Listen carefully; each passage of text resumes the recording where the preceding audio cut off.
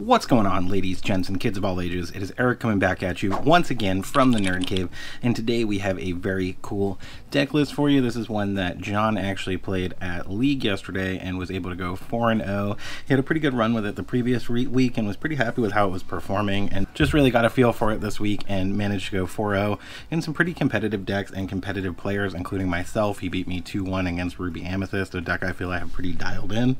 But we are going to be talking about Emerald Amethyst, which is super cool, very heavy on the card draw, and I don't know if I'd quite call it a budget deck, but it's one of the cheaper decks you can build right now and be very competitive in the current meta. As always, big thank you to the Patreons for making the giveaways on the channel possible. We have another one of those coming up. If you haven't checked out the Patreon, we do have Patreon exclusive giveaways, and we will have some MIM and Merlin files coming very soon that are going to be pretty cool. So always cool stuff coming over there. We did also just launch NerdCave.shop. If you guys want to check that out, that's NerdCave.shop. I'll put the link on screen. We do have apparel there if you want to support the channel through apparel. I've also got some of my Lorcana cards listed and available to buy if anybody's interested in buying some cards or buying other files. I do also have some toys listed. There's going to be a ton more stuff getting listed. That's where I'm at right now. We'll also have new t-shirts dropping in the next few days that are going to be focused on MIM and Merlin. But without any further ado, let's go ahead and jump into today's Emerald Amethyst deck list. So the first card we're playing, and this is going to be a 2-of, is Cursed Merfolk. Is a very aggressive card. The problem with this card right now is a lot of people are playing more early game removal to deal with some of those big early game threats. Also, Steel Song has become very prevalent in the current meta, and Steel Song just absolutely destroys Cursed Merfolk, which makes it kind of sad. And he is uninkable, so I didn't want to steer into him too hard, especially because we are already on 16 uninkables with this deck. But Cursed Merfolk, 1 cost, uninkable, 0/1 character, questing for 2, and whenever he's challenged and banished, your opponent is going to discard a card.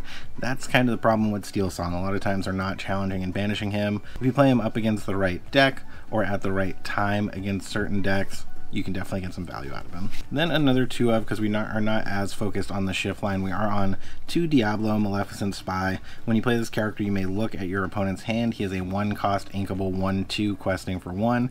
Getting to look at your opponent's hand in and of itself can be super valuable, especially when you're running Ursula, because you know if you want to play Ursula, try to snipe a song early. Then this may come as a bit of a surprise, but this is the last 1 cost character in this deck. We are only on 8 1-drop characters. We do have 4 Chernabog's followers, 2 1/1, questing for 1. You know him, you love him. Whenever this character quests, you may banish them to draw a card. Chernabogs is something I see people play, and then they immediately are activating their ability. If your opponent doesn't have characters out to challenge this, or you're not playing against a color that's going to have access to rush, don't worry about activating this immediately unless you absolutely need the card draw. Get a couple quests out of it and then trigger it. Or wait until you get the library out. That's always super funny with certain decks. And the last 1-drop, all in all, we have 1 1-drop action. We are on 2 Befuddles. Return chosen character or item with cost 2 or less to their player's hand. It's a card that's kind of gone out of favor a little bit. It isn't seeing as much play, hence we only have 2 here. But against the Ruby Amethyst matchup particularly, when you can bounce their snake back to their hand, it just absolutely devastates their whole early game. And there's lots of other cheap targets to bounce back to your opponent's hand that can really help you. If you can bounce back a bodyguard, for instance, to your opponent's hand, that's always great, because then you are generally going to be able to take a favorable attack with something else. Then we do have 4 MIM Snake, 3/3 for 2, quest for 1. When you play this character, banish her or return another chosen character of yours to your hand.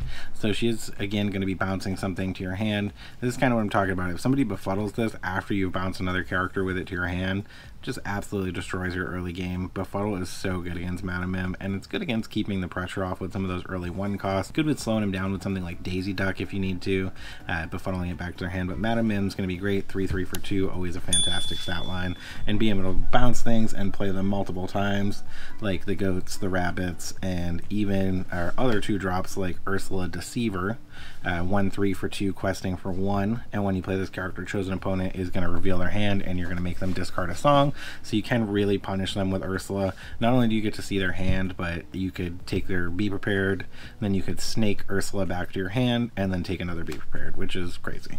Then next up in the 2-drop slot, we do have a 2-cost uninkable. This is an addition from the new set. I think this card is super, super good. Not getting as much love as maybe it should in the current meta, but he is a 3/2 for 2, so great stat line. Deals with snakes, deals with foxes, deals with anything with that 3 defense, and he's questing for 2, which is just really good. Being uninkable really doesn't set him back. I would prefer this card over something like Pinocchio that costs 2 and is uninkable and is only a 1/1 stat line, but is questing for an additional lore pip. That 3/2 stat line makes him really good when they're trying to get him out of the way. Then the last 2 drop, we are on 3 Cusco Wanted Llama, a 1/2 for 2, questing for 1, and when this character is banished, you may draw a card. Just a fantastic ability. Really helps you keep your foot on the gas with this deck, because they're going to be banishing your characters, they're going to be trying to slow you down, so when you're able to not only draw a card, but potentially use the ability of the next card we're going to talk about, which is Lyle Tiberius Rourke, you can really take advantage of those Cuscos and punish your opponent for banishing stuff, because if they're getting rid of your Cusco after you play a Lyle, which is perfectly on curve, Cusco on 2, Lyle on 3, quest with Cusco. Now if they banish your Cusco, not only are you drawing a card, but you're also going to be making them lose 1 lore.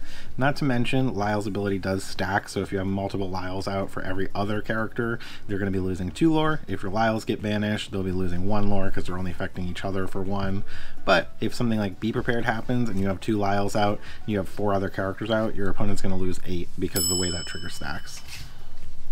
Then next up in the 3 drop slot, we are on 3 Diablo Devoured Herald, 3 cost, 2/2, not on 4 because we aren't as focused on the shift line, and it's just not a super necessity to the deck, but getting that extra card draw, like, it's just a super aggressive card in that your opponent's gonna feel the need to deal with it right away, especially when it becomes exerted, because as soon as this card becomes exerted, it's a 3 cost uninkable 2/2, questing for 1, shift, discard an action card, which you have plenty of, to discard to take advantage of that, and during each opponent's turn, whenever they draw a card while this character is exerted, you may also draw a card. So as soon as you get this card exerted, your opponent's going, uh-oh, and they need to deal with it, and it is evasive, so they aren't going to be able to deal with it with challenging. They're going to have to use one of their removal spells, so it's at least going to 1/1, and it very well may draw you a card or 2 in the process. And next up in the 3 drop slot, we are on 4 MIM Fox, absolute necessity, especially if you're in any kind of meta where people are playing Daisy Duck. I think Daisy Duck's gone out of favor a little bit, but it's still a really good card. People are still on those Amber Amethyst aggro lists because they're fairly inexpensive to build.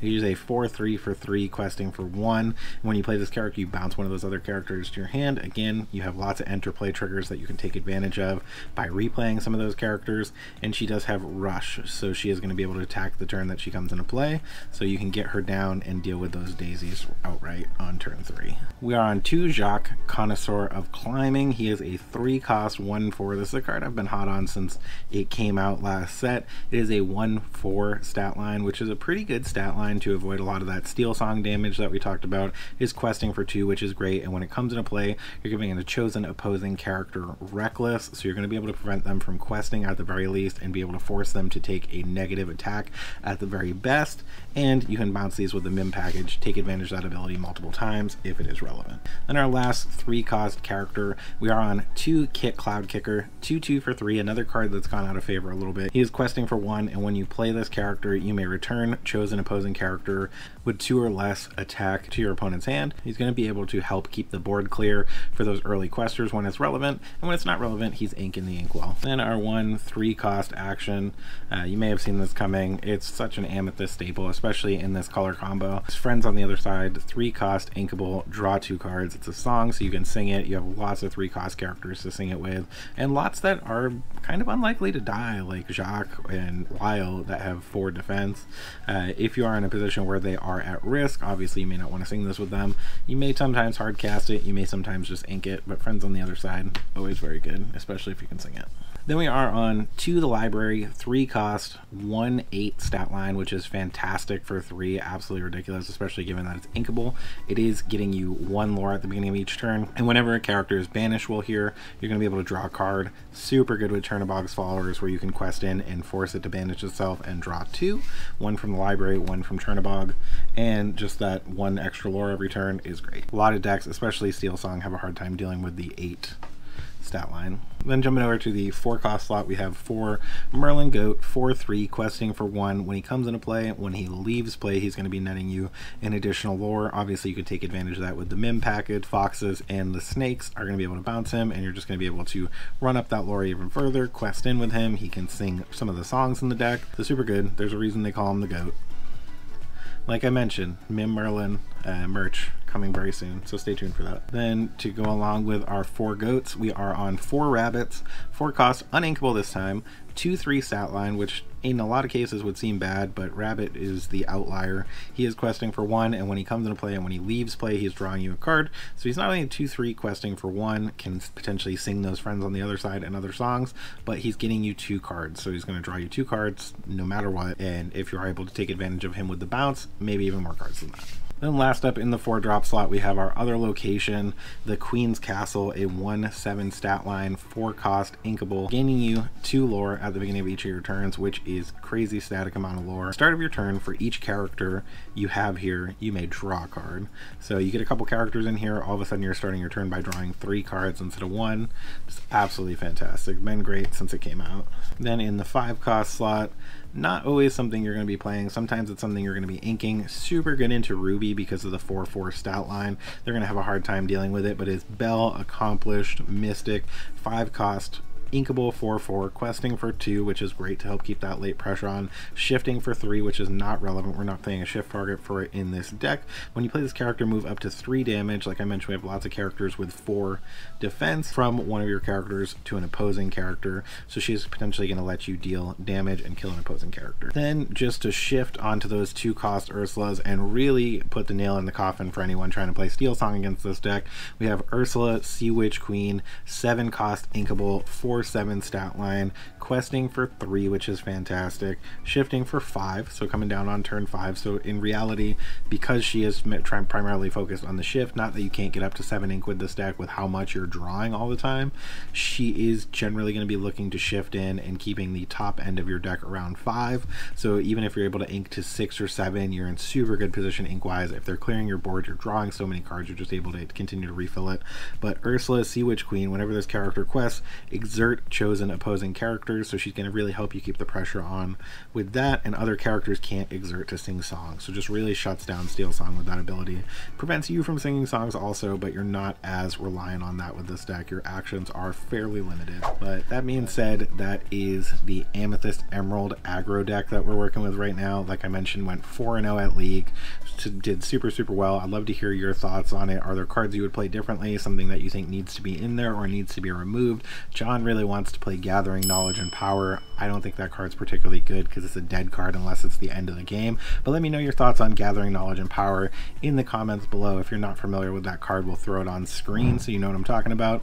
But that being said, super happy with the way this deck's been performing overall. I think it's just really aggressive, really good. I think the new addition of the library is just making it all that much better. Thank you guys so much for sticking around to the end. Remember to like, comment, and subscribe if you have the time to do so. It is greatly appreciated. It helps us get promoted to other people who may be enjoying the videos like you, helps us push even closer to those 2,000 subscribers. We're right on the cusp, and another big giveaway, so definitely stick around for that. But when you see those toys, video games, and the library, a great new location off in the distance, remember, it is not a mirage.